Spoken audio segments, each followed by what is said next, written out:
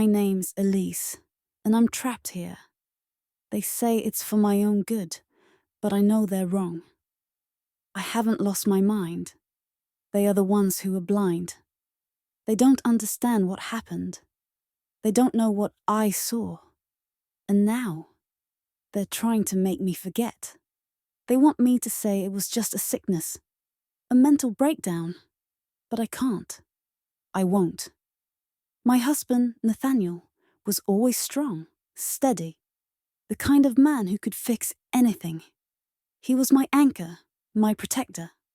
We had been married for 5 years, and I had never once questioned that everything in our life together was perfect. But that was before the change. I remember the first night it happened. We were sitting in our living room, just a typical evening after dinner. He'd been quiet for the past few days, distant, like his mind was somewhere far away. But I didn't think much of it. We all have our moments of quiet, right? That night, however, was different. I noticed something in his eyes when he looked at me. It wasn't him. It was like a shadow was lurking there, waiting to swallow him whole. "Are you okay?" I asked him. He looked at me, his eyes almost glowing in the dim light of the lamp. There was something unnatural about it, something I couldn't place. But when he smiled, I thought I saw the ghost of who he used to be.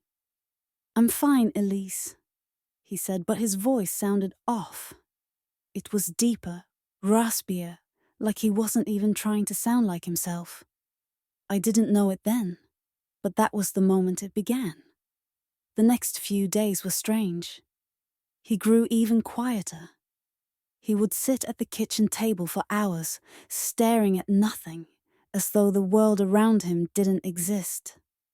I tried to talk to him, to ask what was wrong, but he would only look at me with those cold, hollow eyes and tell me he was fine.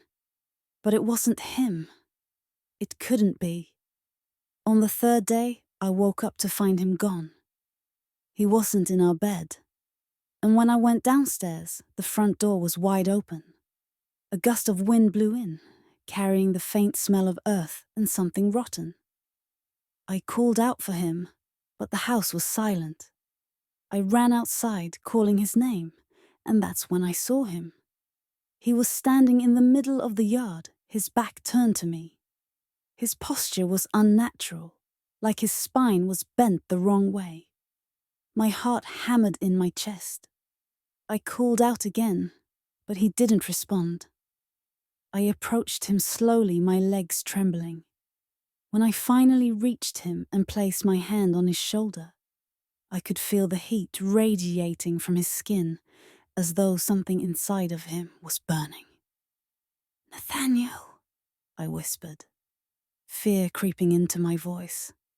He turned to face me, but it wasn't him. His face was wrong.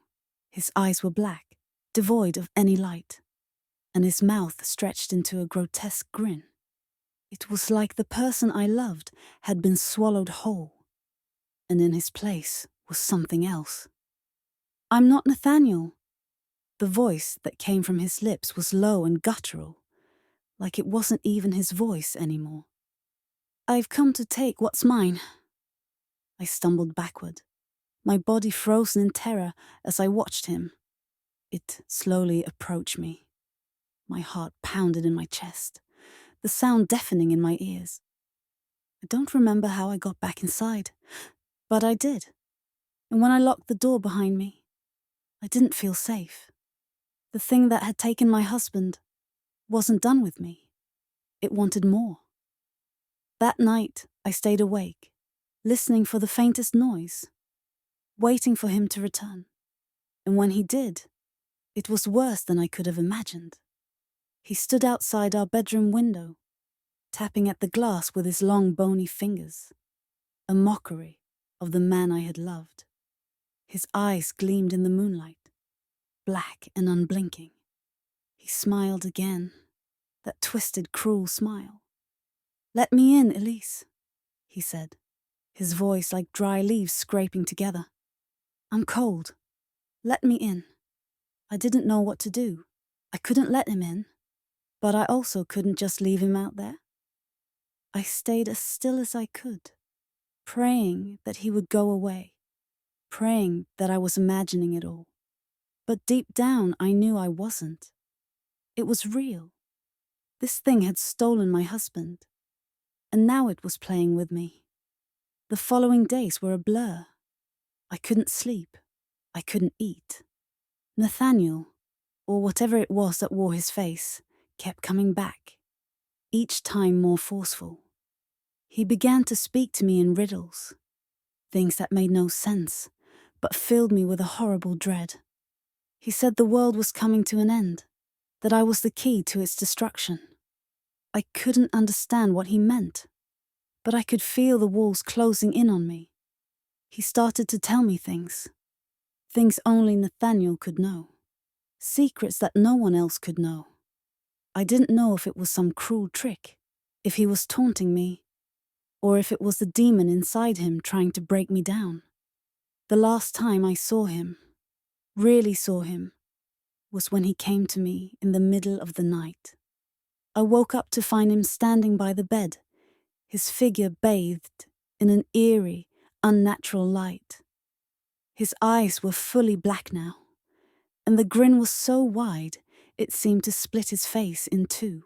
The room smelled of sulfur. "Do you want to join me, Elise?" he whispered. "You could be with me forever. We could be together, the way we were always meant to be." The thing inside him reached out for me. I recoiled, but my limbs wouldn't obey me. His fingers were icy cold as they brushed my skin, and in that moment, I knew that if I touched him, I would lose myself forever. But I couldn't escape.